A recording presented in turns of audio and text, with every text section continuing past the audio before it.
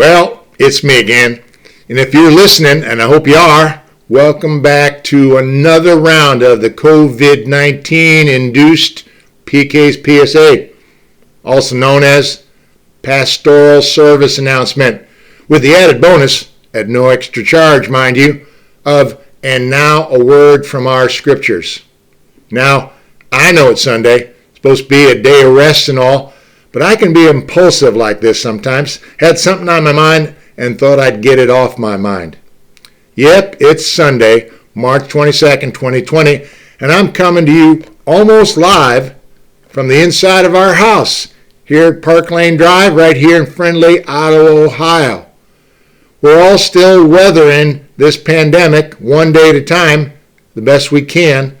The truth is, we don't even care that much about the weather. Ha!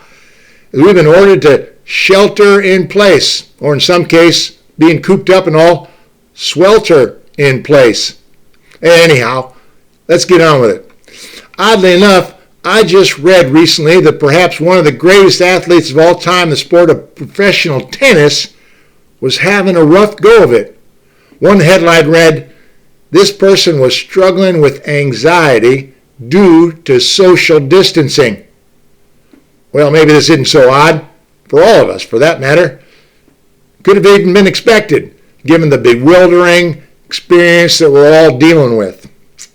On the field of play, about this player, had a history of dominance, could hardly be beat, strong, almost invincible, consistent, nimble, even overpowering. Most opponents could barely stand a chance to defeat her. But, like you and I, we're faced with a different opponent today, and you could say, at best, we're just trying to defend ourselves against it. Most of us, just a week ago, felt we had much of life well in hand. Huh?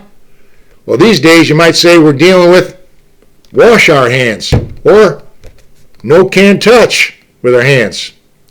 Not long ago, I was at a conference, heard from a medical doctor, a psychiatrist actually, talked about mental health in the church. Wrote a book about it right here. No surprise, all good stuff. Made me think, even more than I already do, about what goes on between our ears. Lots of stuff can trigger reactions and responses up in this cauliflower-shaped part of the anatomy called the brain. I suspect every one of us is dealing with something up there these days. These are hard times, scary times, uncertain times, especially when it comes to the timeline of these times and how long all this is going to last. Confusing times, trying to figure out how best to navigate our way. Helpless times even, as none of us can on our own make this thing just magically go away. Speaking of times, I heard this comedian just the other day compare what we're enduring as our own, get this, short-term prison sentence. Like we're doing time. Then he reminded listeners what they can say about prison time sometimes. They say this, "You can do the time, or the time can do you." Well, ain't that the truth?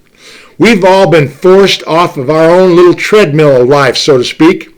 Whatever routine we had before the living of these days has been thoroughly rearranged, like it or not. And I suppose we could just sit here and not like it, but then you could say the time would then do us.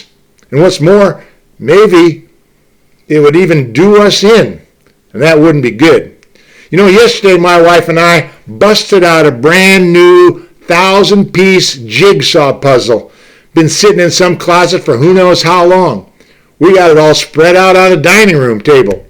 Title at the top of it, "It's a Zoo." Well, yes, it is. You can say we're pretty puzzled ourselves these days. Feeling like you're going to like this, caged animals. That was just a little bit funny, wasn't it? Well, fact is, we wouldn't be putting no puzzle together if it weren't for everything going on as we try to mitigate the spread of this here virus. I'm not trying to make light of anything, just saying God's got a way for us in new ways to do this time. So maybe it doesn't do us. Like this, Reorganize some misplaced priorities. Maybe get quiet. Reflect. Even be alone with God. Some of us are worrying a lot about the bottom line, and we should be concerned about our bottom line, but that's shifting every day. If you got a family at home, well, do something with them you've never done before. And if you don't have a family at home, give somebody a call on the phone you haven't talked to for a while. Just the other day, last night it was, in fact, watched a documentary on television about a fellow named Dietrich Bonhoeffer. Maybe you heard of him. He was a Lutheran pastor over there in Nazi Germany during the Hitler era. Talk about hard time. He and a group of like-minded people were so deeply troubled and torn by what was going on, well, they actually formulated a plot to get rid of Hitler. They had a bomb exploded in a table inside of a briefcase where Hitler was meeting one day. Unfortunately, it didn't work. And when Hitler found out about it, Dietrich and his other friends, they got thrown in prison. And just before the end of the war, Hitler went and had them all killed. Bonhoeffer was hanged. Somewhere in that documentary, they spoke about how every day Dietrich Bonhoeffer read from the Bible. The Psalms in particular were his favorite book every day. And the thing is about the Psalms in the Old Testament is that it works for a great prayer book. No matter what's going on in life, God connects with us there in one of them, their Psalms, especially with all we're feeling now and when life is tough and we're struggling mightily. Here's just one example. Take Psalm 18:6. There's 150 of them, It reads this: "In my distress I called upon the Lord. To my God I cried for help. From his temple he heard my voice, and my cry to him reached his ears." I tell you what, that speaks to me. We're all living through some of the same distress and same fears and even same crying out. Well, until next time, thanks for listening. And remember, fear not tomorrow. God's already there. Stay healthy. Stay safe. Stay faithful, my friends. And Christ be with you.